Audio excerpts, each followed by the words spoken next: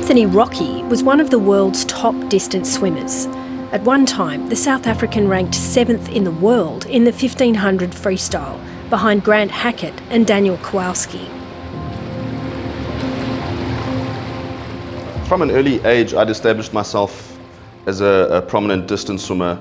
My dad was a Springbok swimmer, and he was a silver medalist at the Cardiff Games. My dream was the Sydney Olympics. But he says his career was cut short by this man, his swimming coach, John Wright. My whole life I had to lie to people and tell them that I wasn't good enough to go to the games. And today I can tell people that I was good enough, but that my dreams were destroyed by this horrible man. Anthony was 11 years old when he first met John Wright on the pool deck in Pretoria. It was 1991. When he arrived, he laid claim to names like Hayley Lewis and Michael McKenzie. I knew about these people, we all did. The Australian swimmers of the 80s and the 90s were actually my idols. And so I was in awe that he had trained these now Olympians in their youth. It's a big heart, no problem. She's a great girl. I think she'll be one of the best swimmers Australia's ever seen. Anthony signed up to train with Wright at the Rand Afrikaans University in Johannesburg. John really pushed me. He was very good at turning me into a very fierce and tough opponent in the pool. In 1998, after taking a year off swimming to complete his schooling, Anthony wanted to make a comeback. Wright offered to train him one-on-one. Anthony left his family home in Johannesburg to train in Durban. He says Wright made his first advance on him one night at Wright's rented beachside home. John had invited me to his house after practice on a Saturday afternoon. We were watching tapes of former Olympics and Commonwealth Games and preparing me for that next step to compete at the very highest level. And at the end of the evening, it got dark and I realized he wasn't going to take me home. And I was now getting uncomfortable, but I figured I could just sleep on the couch or in a spare room. And instead, he insisted that I share a bed with him. And the way he groomed me was to say that all his previous champions had done this.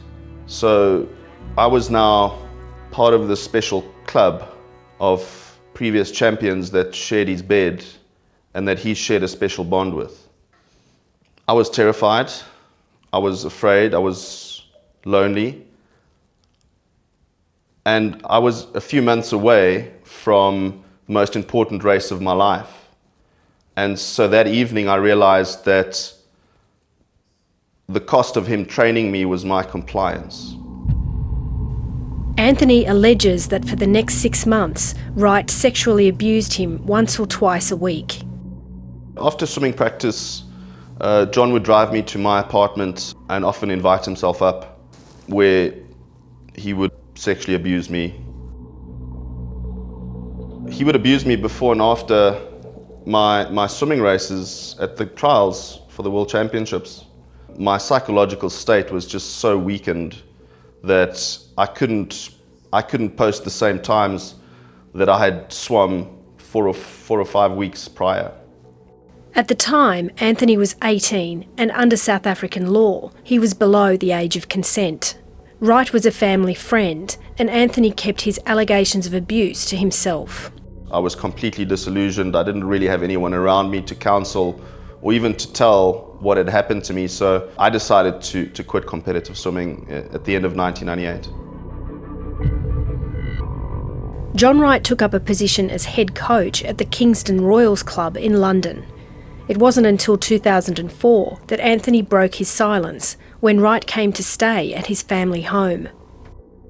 After being numb about my abuse for 6 years, the anger had started building up and I could no longer tolerate to be in his presence.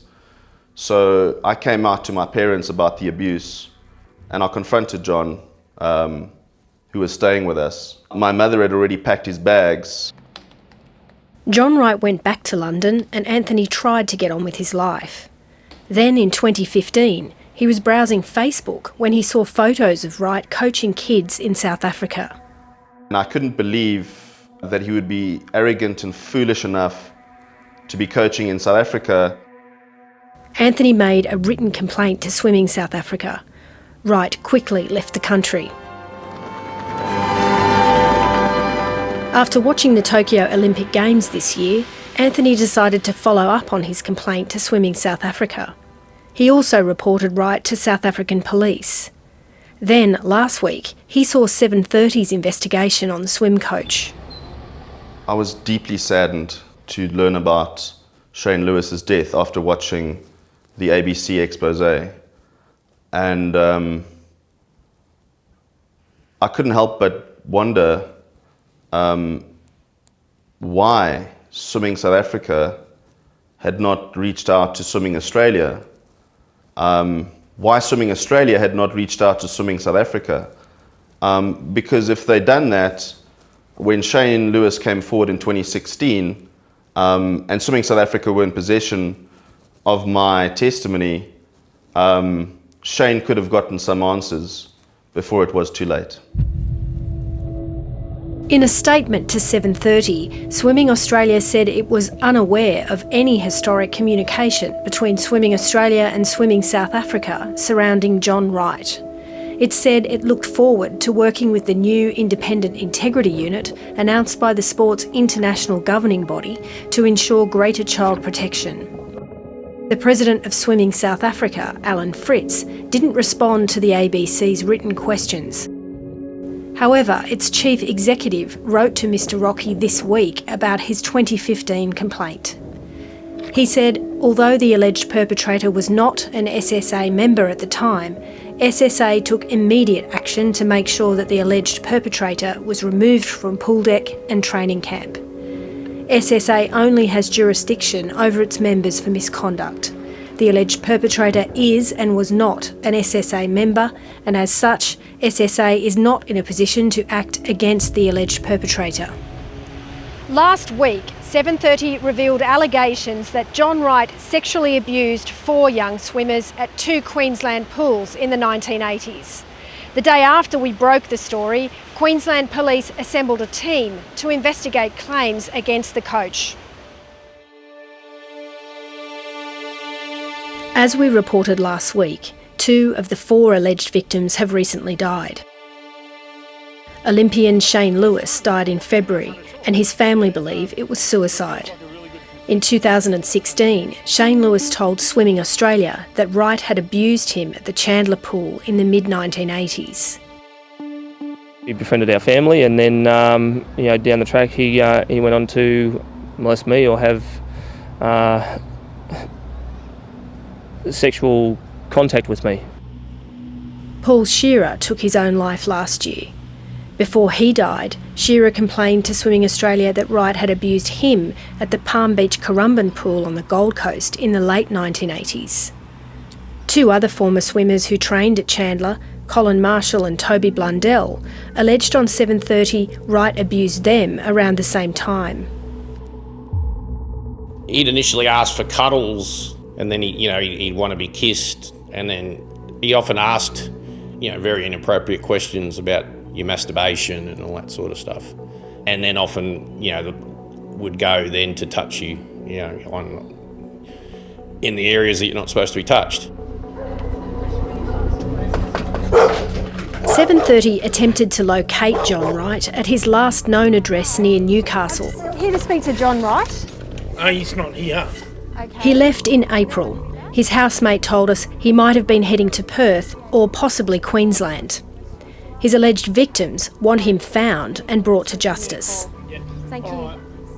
You're told by former Olympians that you have to give up everything to get to the Olympics, and I don't think anyone should be made to give up their bodies for that opportunity.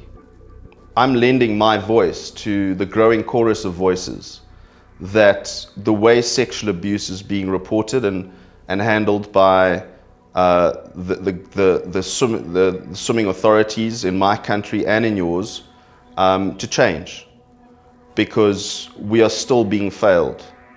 And until that change happens, kids are still at risk. and predators are not going to stop what they're doing. Hi, I'm Lee Sales. Thanks for watching this story. If you'd like to watch more of 730's stories, they are on the left of your screen. And tap on the button below to subscribe and get the latest from ABC News.